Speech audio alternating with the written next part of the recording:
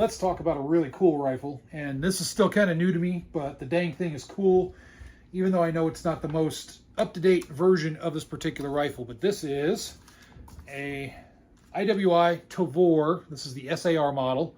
So this is not the updated one is going to be the X95, as you guys know. But I wanted to, I saw this and I jumped on it. I traded into this thing. And part of the reason why is, I thought about, jumping into the bullpup world. But I was kind of like, well, do I get a Springfield Hellion? Because that's a decent bullpup. Or, do I try and save up and get some sort of AUG or something like that? Or there's the Kel-Tecs out there. Well, this thing kind of jumped out at me, and it was a really good deal. So this came with an M21, Meprolite M21. I did take that off. So I do have an EOTech on there. It just fits a lot better, and the EOTech is a much better sight than the M21 is. So I changed that out. I did put a Fab bipod on here. You can see right there, that's Fab Defense bipod. And yeah, I have a YouTube compliant magazine right there. And then I threw a Magpul sling on here, put a Talon grip on here, and then Smith Enterprises little flash hider on the front. So this thing is pretty dang cool, and I'll put up the spec, a little insert with the specs on this particular gun, just so that way you can stop the video and read it. But overall, the feel, it took a little bit of getting used to. I'm used to AR-15s and standard guns for 95% of my shooting. I think 99% of my shooting. So bullpups, although I've shot them before, it's kind of a thing that I need to get more experience with to really appreciate them. But after messing around with this, I do love that the center of balance is near the rear of the gun, and that's by design. This particular one, this SAR, feels really good in hand. As I got used to it and got used to holding it, it feels really good and really responsive as far as back and forth on targets. This thing, I'm just really impressed. This did come with a rail section right here, but I took that off.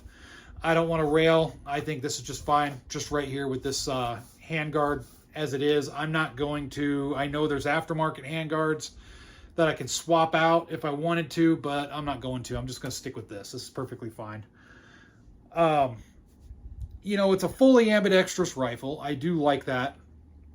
Easy to operate, non-reciprocating charging handle that I could swap around however I want. It does have the integrated iron sights on here. I do love that.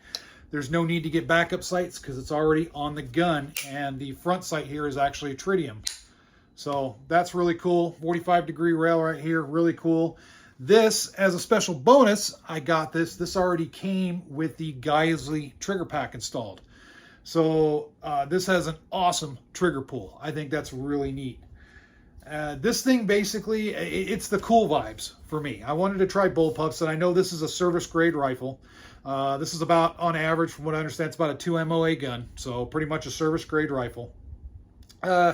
This gives me either Aliens vibes, kinda, or Terminator 2 vibes. If you guys know what I'm talking about that watched the Terminator 2 movie, the future scenes, everybody's running around with bullpups, so this kind of gives me those vibes. Terminator 2. What other movies? There's all kinds of, for video games, this gives me straight up Helldivers vibes. If you guys play Helldivers 2, you know exactly what I'm talking about. I actually played, when I was playing Modern Warfare 2019 for a while, I actually was using the TAVOR for a little bit. And a pretty good gun in that game.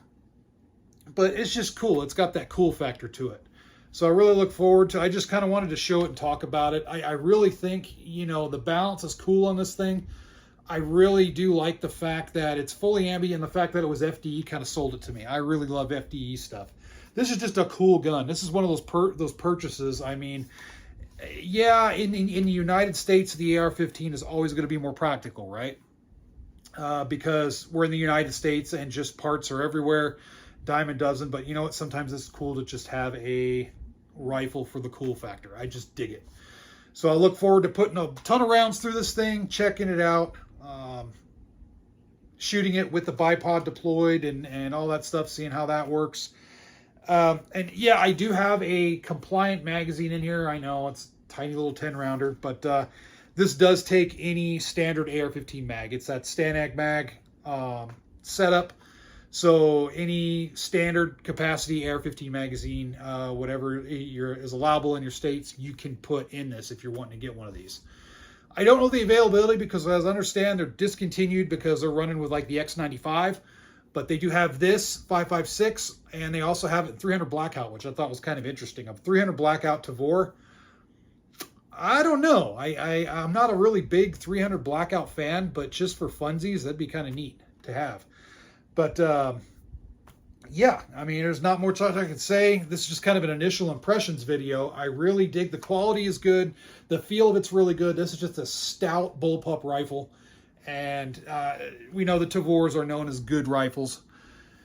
They do make these, I think now, the X95s in 308. So if you want to get the 308, and they do make these in 9mm. In fact, I could buy a conversion kit for this if I wanted to. I think it's pretty expensive, but I could get a conversion kit where you change out the barrel and some choice parts, and then I could throw a 9mm mag right in here and run 9mm off of it. So I'm not going to do that. I'm just going to stick with the 5.56 and just run it that way. So if you guys have experience with bullpups, feel free to chime in below. If you guys, especially if you like the TAVOR, whether it's this one or the X95, feel free to chime in. Let everybody know how it's running for you. And with that said, I look forward to reading your comments. If you're here watching this video, leave an emoji, leave a comment, do something. That's a good way to show your support. But anyway, look forward to reading what you got.